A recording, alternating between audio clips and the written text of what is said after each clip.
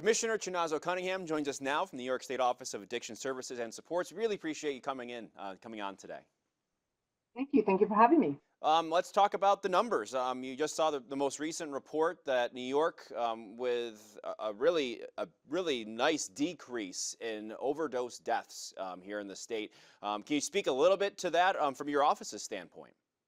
Yeah, absolutely. I mean, obviously we're very optimistic to see that the work that we're doing is clearly reflected in this number of the 32% reduction in overdose deaths.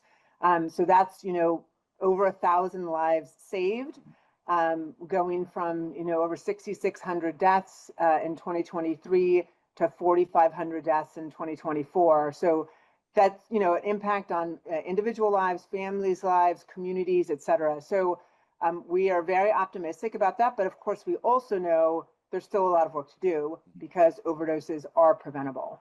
Can you take me inside the pie, if you will, of measures that were used to sort of reverse some of these trends? Because I know there's a lot of different ways that you address this. I'm just curious, what were the different pieces that you attribute to this change?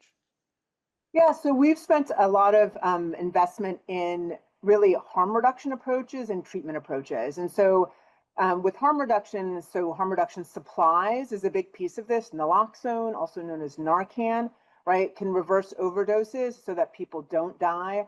So getting naloxone into the hands of people that need it, being able to do that easy through our website, our portal, shipping the naloxone out to individuals across New York so they have it just in case and they can save a life. And so, we've shipped out over nearly 300,000 naloxone kits in the last year or two. We've also had a big public awareness campaign to make sure people know that this is available, know that fentanyl's in the drug supply, know that it's deadly, but then there's also tools that can be used to save those lives.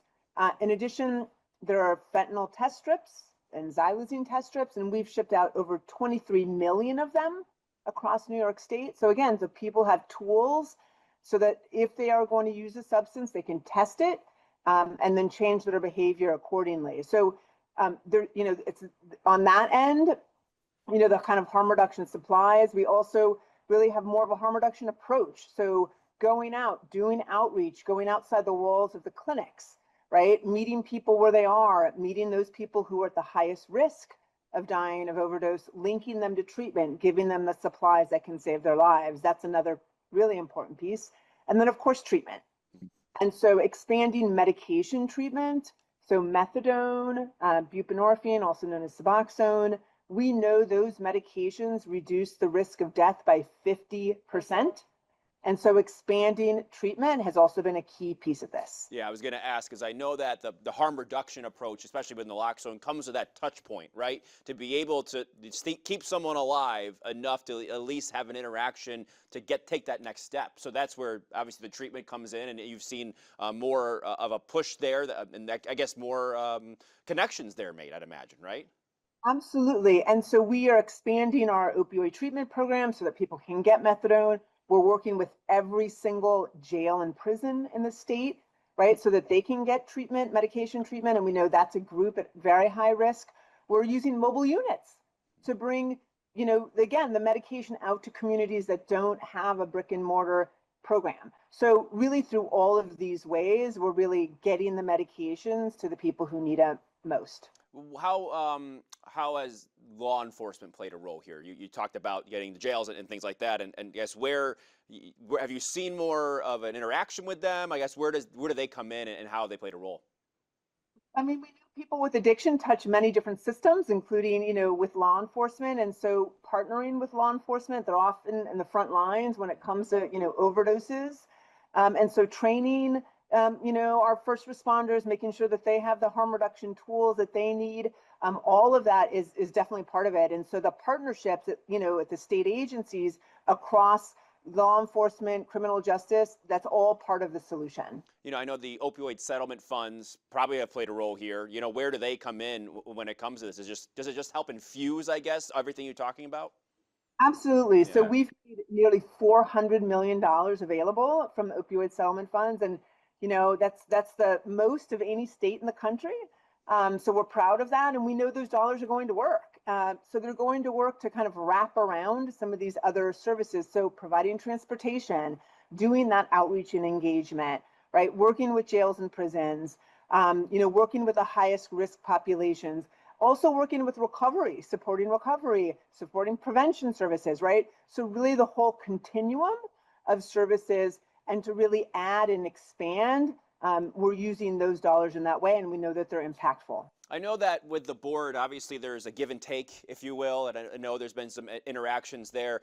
When you don't take a recommendation for something, there might be a policy issue, could be a funding recommendation. Is there an alternative that you usually provide? I guess what would that be? Because I know there was a couple months ago with the prevention center idea and that recommendation, you had this declared a state of emergency idea. Is there a different approach you then take after looking at that?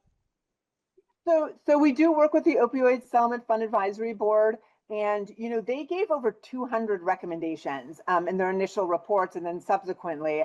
And really, the ones that we were not able to accept had to do with legal purposes. And so the overdose prevention centers, as you mentioned, really it's about the law. And so we're unable to provide dollars for something that is not legal. So that's really what it's boiled down to. But we've only rejected a few of the recommendations, and they've given over 200 recommendations to us. Can you appeal to the federal government to, put on like an advocacy campaign or something to try and change that at all, as a coalition of states even? Yeah, well, our focus really has been on doing the things that we know can work and that are legal, and there's many of those. And again, harm reduction is a big piece of that. And so we have been focusing on the harm reduction pieces and the treatment pieces that we know from decades of research are effective, and infusing dollars there, and we're seeing the great response. Now, talking about the federal government, as we know, there's cuts that have been floated out there. We just saw a budget passed, at least in Congress at this point. What impact do you see on the work you do there? Yeah, so we were informed last month about a potential cut. It was about $40 million for our agency, about $400 million for the state of New York. The good thing is New York is fighting back. Our governor's fighting back, our attorney general's fighting back, and winning, so that those proposed terminations and the grants that we receive from the federal government were not or haven't been terminated, at least to this point, and the dollars still continue. But we are very concerned.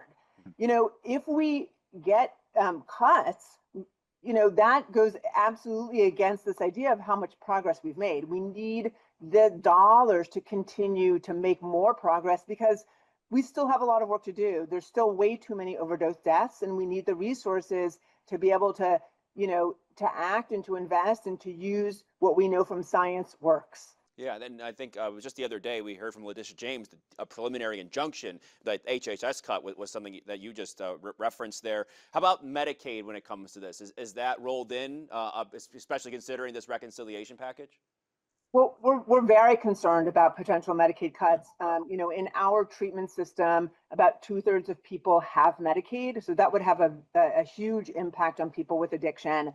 I think that this is obviously not just related to addiction, but related to healthcare in general, and we are very, very concerned.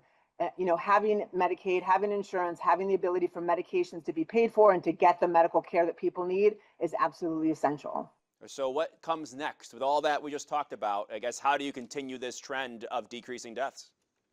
Yeah, doing more of what we know works. So continuing to expand treatment, and we can see this in the this year's budget of expanding the mobile units, right? Expanding outreach and engagement, meeting those who are at highest risk, continuing with naloxone, continuing with fentanyl test strips. So I think it's doing more and expanding it really further across the state of New York.